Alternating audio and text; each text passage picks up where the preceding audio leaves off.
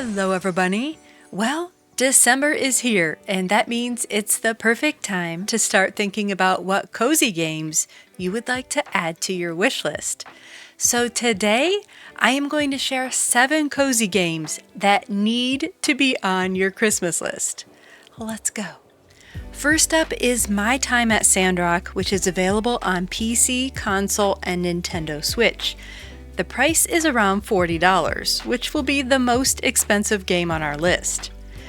My Time at Sandrock recently exited out of early access. It's an RPG life sim with fabulous graphics and character models and a variety of personalities. What makes My Time at Sandrock stand out is it takes place in a post-apocalyptic world, which is really unique because a lot of life sims have a typical Stardew-like atmosphere.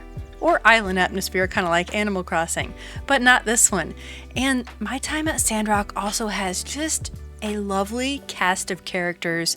The graphics, like I said before, they just blew me away. And that does mean it can take a beefier PC or system to play this game at its full potential. So if you're looking to play My Time at Sandrock on Nintendo Switch, your system could struggle a little bit. In My Time at Sandrock, in addition to the typical life sim activities, you get to craft some really cool machines in your workshop. And there's some mining and farming, and just a beautiful world to explore and relationships to establish. Next up is Coral Island, which you can play on PC, console, and Steam Deck. It won't be coming to Nintendo Switch until 2024. Coral Island will cost you around $30. Just like My Time at Sandrock, it has recently fully released and exited out of early access. Coral Island is a farming and life sim, and what makes it different is there's an underlying plot of a big oil company wanting to take over Coral Island and capitalize on its resources, and they don't care if they destroy the ecosystem in the process. So you are battling that, and that will introduce a diving mechanic as you're trying to save the waters, you want to save the coral, and in addition, you'll have farming, which, let me just say, the crops in Coral Island are just spectacularly adorable. It's really cool. You also have some mining. And another thing that sets Coral Island apart is there are over 50 NPCs, many of which are romanceable.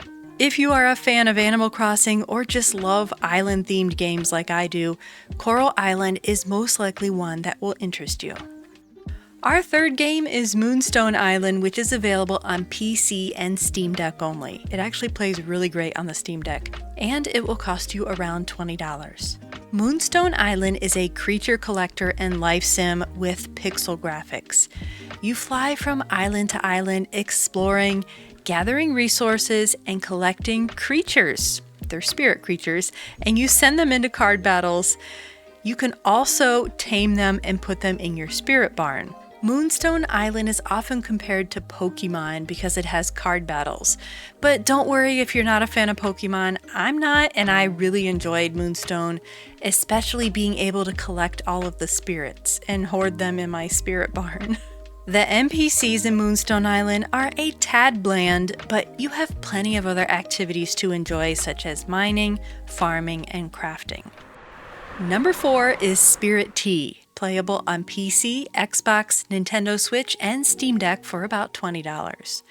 Spirittea is an RPG life sim with a bit of creature collecting, and there's also a management aspect to it. Imagine that you're traveling to a country version of Stardew Valley that's taking place in a Japanese town that is basically being haunted by spirits who are lost and annoying the humans.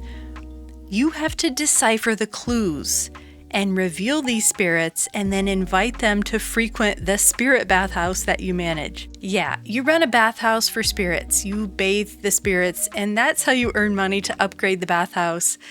It's really quirky. It reminds me a bit of Dave the Diver because that game had a restaurant management aspect, and it's just a great variation to the typical gameplay loop. When you're not sleuthing to locate spirits, you have towels to wash, wood to chop, and dirty spirits to bathe in order to upgrade the facility and expand its capacity.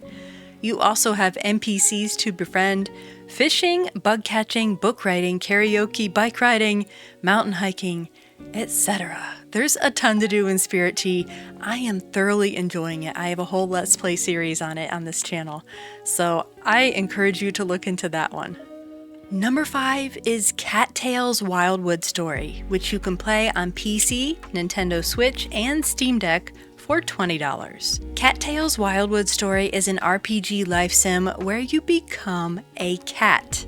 You find a new home for your feline colony, hunt and explore to expand your colony's territory, defend your colony from voidling intruders, and rid the Wildwood of the evil that haunts it. If you like cats, and you liked the first Cattails, or even if you never played the first Cattails, it's just such a cozy, cute game. It's fairly predictable. The story doesn't last a long time, but there's a ton to do with the hunting and the mining, and here's the twist in this one. You can romance other cats, and you can marry a cat and have a litter of kittens and then take the kittens hunting with you. It's really cool. It's just adorable. It works great on the Steam Deck and is just the epitome of a cute, cozy game. These next two games I have not yet played because they don't release until mid-December. Pioneers of Pagonia is one of these. It releases on December 13th for PC. This is a colony sim, which I normally don't play, but the gorgeous, inviting world and the animations really have attracted me to it, and I'm excited to try it.